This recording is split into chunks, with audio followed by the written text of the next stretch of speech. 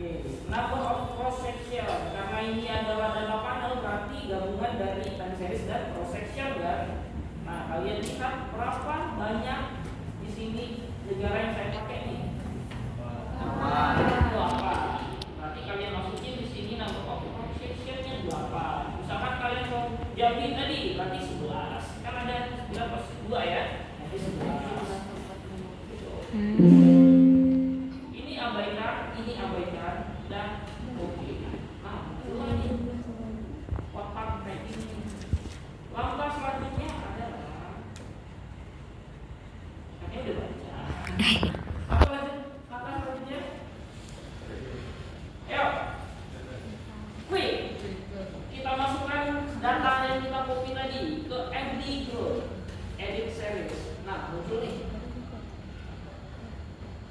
Kita paste di sini. Ingat, yang di sebelah kiri tadi kita mulai dari variabel X1 kan? Kita ganti yang sel 01 itu ke X1. Geser lagi keduanya. Data yang kedua tadi X2 ya? Iya. X2.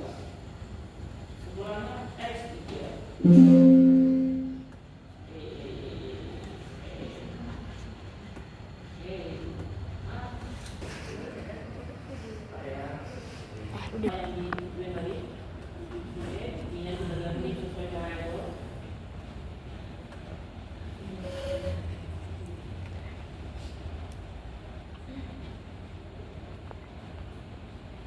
Dan yang paling ujung variabel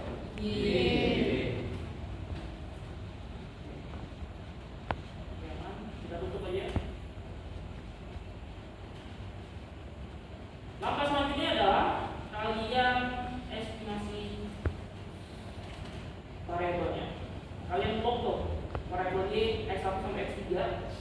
Terus langkah selanjutnya adalah klik kanan, open, ask a question. Muncul nih, udah bisa langsung diregres? Belum. Karena kalau di persamaan regresi itu harus Y dulu, C baru. Itu kan C nya di sebelah kanan kan? Kalian hapus, pindahin, kelihatan nggak sih yang sebelah kanan? Kalau nggak kelihatan maju. Apa? Pindahin di sebelah Y. Nah, ini harus yang kurang dulu nih. Kita lurusin dulu. Karena saya ngebloknya nanti nggak rapi. Ulang lagi ya.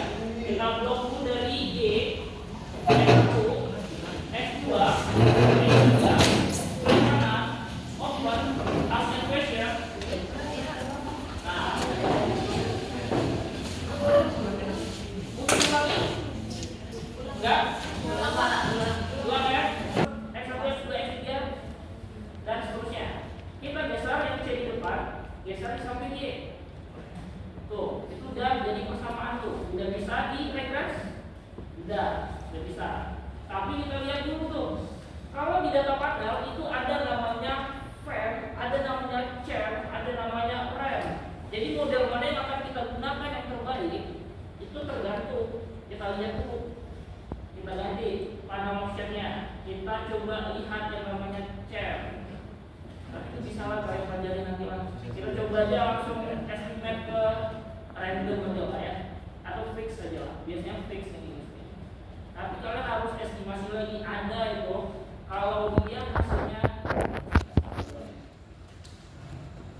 nah kita mulai dari ini dulu deh. Oke, ada 3 estimate tadi ya. Ingat, kalau kita pakai data panel ada 3. Kita harus bandingin antara chain sama rem sama chain. Terus apa lagi? Rem sama random kayak gitu. Nah, ini nih hasil estimate nih. Ini hasil estimate dari frame. Cara bacanya gimana? Ini misalkan ya, misalkan model ini yang udah terpilih nih. Misalkan kalian tinggal baca, kalian udah meringkas ya. Gimana cara baca dulu? Modelnya gimana cara bacanya? Misalkan memang ini nih yang kita pakai. Bagaimana cara kita membaca data ini? Dan ini adalah namanya apa nih? Ini C-nya apa sih? C itu koefisien. Ya, ini X2-nya, ini X3-nya. X1 kita tadi apa? Korupsi. Dan yang ketiga tadi adalah terorisme. Nah, nilai koefisiennya ini. Standar error kita abaikan, nggak penting. Ini penting dan ini penting. Kalau lihat T statistik, itu kalian harus bandingkan dengan tabel T. Ada tabel T, tapi respon. Nggak usah, saya abaikan. Nanti kalian penting apa nih? Teroris ya. Terorisme berpengaruh terhadap pertumbuhan ekonomi. Nah, lihatnya di sini di probabilitas. Kalau dia nilainya di bawah 0,05, itu berarti ada pengaruh. Lebih kecil? Oke, berarti lebih kecil. Berarti variabel X1 investasi langsung asing itu berpengaruh terhadap pertumbuhan ekonomi. Kita lihat yang kedua. Apa nih? Korupsi nilainya 0,42 sekian sekian. Lebih besar atau lebih kecil daripada 0,01? Langsung nih. Fokus. Ini variabel korupsi ini tidak ada pengaruhnya terhadap pertumbuhan ekonomi. Terus kita lihat X3. Lebih besar lebih kecil? Lebih kecil. Berarti variabel terorisme itu berpengaruh terhadap pertumbuhan ekonomi. Lihatnya dari situ. Pengaruh-pengaruhnya. Terus lanjut kemana? Lanjut ke uji F. Uji F itu adalah kalau ini uji satu-satu, uji T itu satu-satu ya. Kita bandingin antara variabel dengan variabelnya. Variabel X1 dengan variabel Y, variabel X2 dengan variabel Y, variabel X3 dengan variabel Y. Itu uji T satu-satu. Kalau uji F itu udah semua tuh, berarti simultan. Antara seluruh variabel 1, 2, 3 ini apakah itu ada pengaruh terhadap variabel Y? Kita lihatnya di F. Uji F, mana uji F?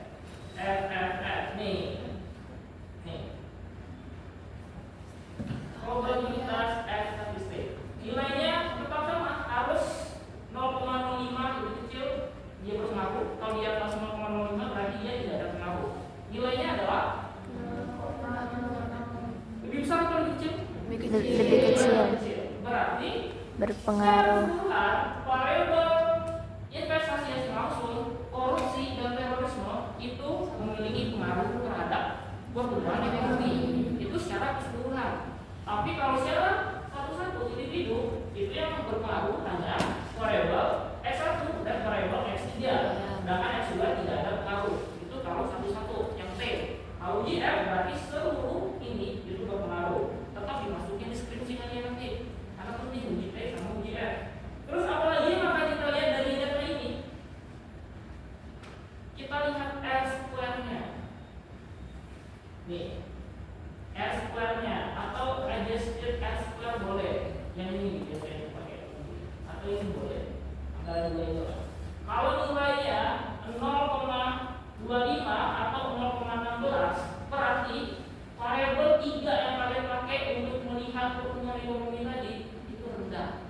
Kenapa rendah saya bilang? Karena ini nilainya hanya 16%. Berarti 3 variabel tersebut investasi langsung asing langsung, korupsi dan terorisme itu hanya bisa menjelaskan pertumbuhan ekonomi sebesar 16%.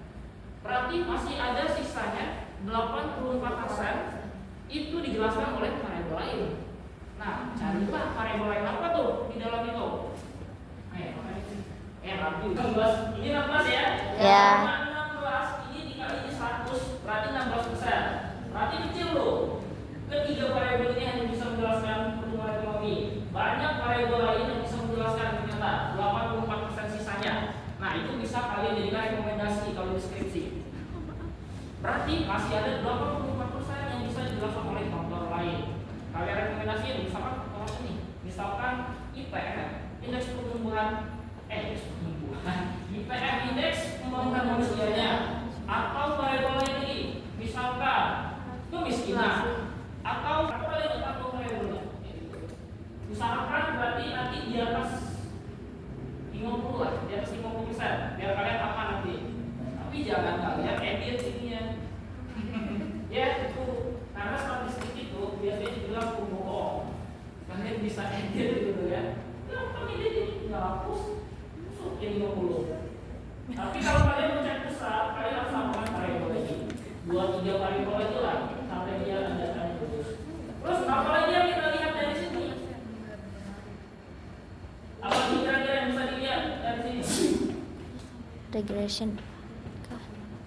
Sudah, cuma itu kalau deskripsi. Oh. Nah, tapi untuk mencapai ke sini, kalian harus tadi saya bilang ada modelnya, ada chair, rem, fan. Itu kalian harus bandingin. Saya lupa tabel-tabelnya mana lawan mana, rem atau lawan fan atau apa saya lupa. Jadi cari aja nanti. Cara membandingkannya adalah sama kayak tadi.